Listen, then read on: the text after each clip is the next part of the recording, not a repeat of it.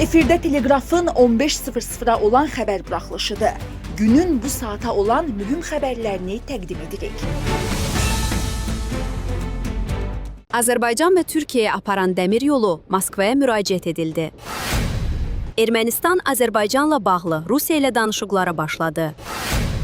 Zəngəzurla bağlı təcili xəbər. İndiyədək belə olmamışdı.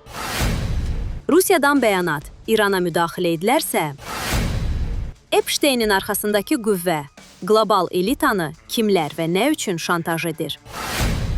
Ermənistan, Azərbaycan və Türkiyəyə aparan dəmir yolu hissələrində bərpa işlərinin Rusiya tərəfi ilə birgə aparılacağını anlayır. Bu barədə Ermənistan Ərazi İdarə Etmə və İnfrastruktur naziri David Xudatyan bildirib. Ermənistanın baş naziri Nikol Paşinyan bir müddət əvvəl Cənubi Qafqaz dəmir yollarına Türkiyə və Azərbaycana aparan sərhəd dəmir yolu hissələrini təcili olaraq bərpa etməyi tapşırmışdı. Hökumət başçısının sözlərinə görə bu göstəriş Yeraskdan Azərbaycanla sərhədə, Naxçıvana qədər olan hissəyə, eləcə də Axurikdən Türkiyə ilə sərhədə qədər olan hissəyə aiddir. Ermənistan İcevan və Axurikdəki dəmir yolu hissələrinin bərpası ilə bağlı Rusiya ilə danışıqları davam etdirir. Biz başa düşürük ki, bu hissələrdə bərpa işləri Rusiya tərəfi ilə birgə, yəni onun birbaşa iştirakı ilə aparılacaq, deyə Xudatyan bildirib. Ermənistan dəmir yolunun İcevan və Axurik hissələrinin tikintisi üçün Rusiya ilə danışıqlar aparır. Telegraf xəbər verir ki, bu barədə Ermənistanın Ərazi İdarə Etmə və İnfrastruktur naziri David Xudatyan bildirib. Rusiya tərəfi ilə danışıqları davam etdiririk. Bizim fikrimiz belədir ki, həmin bölgələrdə işləri birgə həyata keçirək. Yekun mərhələdə açıqlama verəcəyəm. Amma baş nazirin Nikol Paşinyan açıqlamasından sonra bu istiqamətdə fəaliyyətimizi davam etdiririk. Yeni dəyişikliklər yoxdur. Ehtimal budur ki, olmayacaq. Məsələ ilə bağlı yekun qərarı verəcəyik, amma indilik nəsə yoxdur, nazir qeyd edib. Nikol Paşinyan da bundan əvvəl məsələ ilə əlaqədar açıqlama vermişdi. Rusiyalı tərəfdaşlarımızdan xahiş etmişəm ki, Yeraskdan Naxçıvan sərhədinədək və Axurik hissəsindən Türkiyə sərhədinədək dəmir yolunun tam bərpası ilə təcili məşğul olsunlar. Düşünürəm ki, yaxın vaxtlarda İcevan-Qazax istiqaməti ilə bağlı məsələni də qaldıracağam. Çünki onun da mümkün qədər tez bərpası imkanı var. Ümid edirəm ki, Rusiyalı tərəfdaşlarımız bu xahişi maksimal sürətlə reallaşdıracaqlar. Amerikanın vitse-prezidenti James David Vance'in Azərbaycan və Ermənistana səfərinə sayılı günlər qalıb. Bu səfər regionumuzda Amerika Birləşmiş Ştatlarının geosiyasi maraqlarının irəliləməsi baxımından mühüm mərhələlərdən biri olacaq. Bu, təbii regional geosiyasi rəqabətdir. Hazırki mərhələdə üstünlük Amerika Birləşmiş Ştatlarının tərəfindədir. Telegraf xəbər verir ki, bunu erməni politoloq Suren Sərkisyan deyib. Vurğulamaq lazımdır ki, bu üstünlük regionun ən zəif halqasının, Ermənistanın maraqları hesabına da əldə edilir ki, bu da real siyasətin acı, amma real təzahürüdür. Bununla belə, mən bunu yalnız Trump administrasiyasının qələbəsi kimi qiymətləndirmirəm. Çünki bu cür senarilərin hazırlanması 1991-ci ildən başlayaraq Amerika Birləşmiş Ştatlarının bütün administrasiyalarına xas olub və bunlar mərhələli şəkildə həyata keçirilib. Fikrimcə, Trump marşrutu və ya Zəngəzur dəhlizi layihəsi bu mərhələdə Amerika Birləşmiş Ştatlarının Cənubi Qafqazda iqtisadi mövcudluğunu təmin edir. Amma onun bu iqtisadi mövcudluğunu strateji mövcudluğa çevirmək potensialı var. Amerika Birləşmiş Ştatları indiyədək regionda bu qədər mövcud olmamışdı, o bildirib. Xatırladaq ki, Amerika Birləşmiş Ştatlarının prezidenti Donald Trump yanvarın 24-də James David Vance'in fevralda Azərbaycan və Ermənistana səfər edəcəyini açıqlamışdı. Rusiya İranın daxili siyasi proseslərinə müdaxiləni pisləyir və ölkəyə qarşı yeni hərbi hücum təhdidlərini qəbul edilməz hesab edir. Bu sözləri Rusiya Xarici İşlər Naziri Sergey Lavrov mətbuat konfransı zamanı medianın sualına cavab olaraq deyib.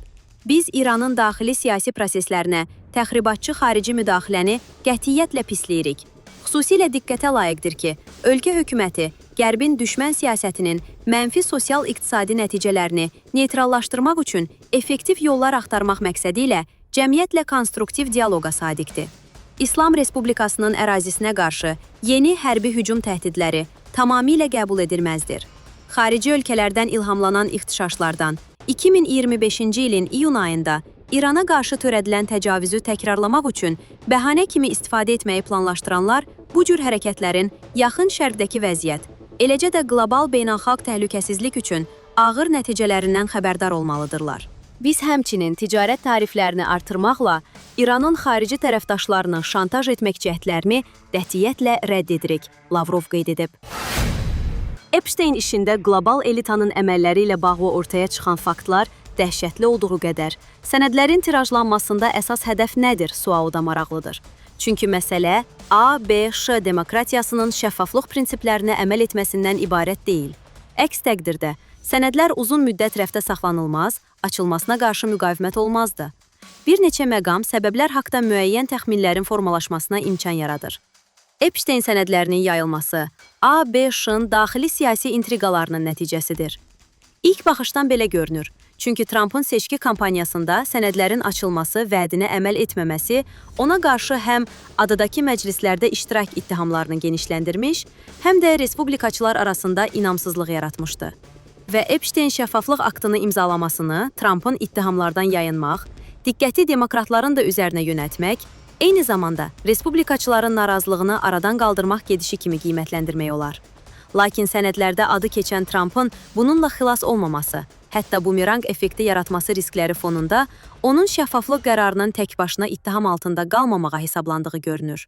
Bu baxımdan A, B, Ş elitasındakı qarşıdurma sənədlərin yayılmasının səbəbindən daha çox prosesin məntiqi nəticəsi kimi görünür. Jeffrey Epsteinin arxasında hansı qüvvə var?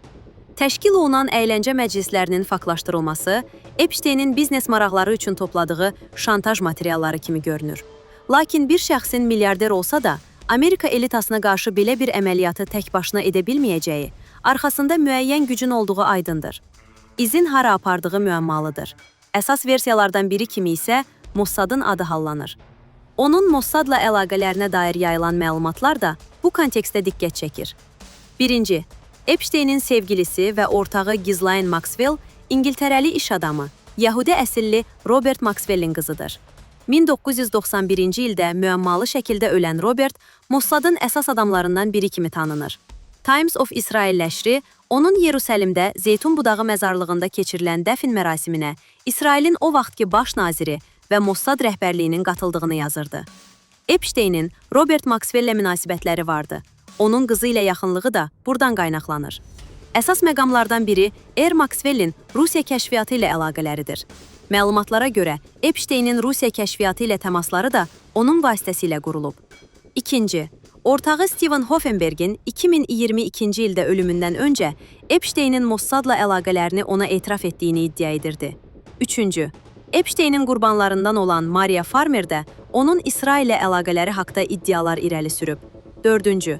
Adı sənədlərdə hallanan Amerikalı milyarder, Yahudi əsilli Les Wexner'in Epsteinə kameralarla təchiz olunmuş 77 milyonluq malikanə hədiyyə etdiyi deyilir. Epsteinin biznes karyerasının başlanmasında da Wexner'in xüsusi rol oynadığı haqda məlumatlar var. 5. Epsteinin hesabına Mossad tərəfindən casusluq əməliyyatı üçün vəsaitin köçürülməsi haqda araşdırmalar aparılıb. Məlumatlar Epsteinin Mossad üçün qlobal şantaj işini həyata keçirdiyi fikrini ön plana çıxarır. Onun karyera yüksəlişi, siyasi və biznes elitası ilə sıx əlaqələr qura bilməsi, elektron yazışmaları və əyləncə məclislərini faktlaşdırması da bu kontekstdə diqqət çəkəndir. Ehtimal olsa da, Epsteinin Mossad üçün işlədiyi fikri fonunda sənədlərin yayılmasının iki mümkün hədəfi ola bilər. Birincisi, mövcud vəziyyətdə Amerika Birləşmiş Ştatlarının siyasətini dizayn etməkdir.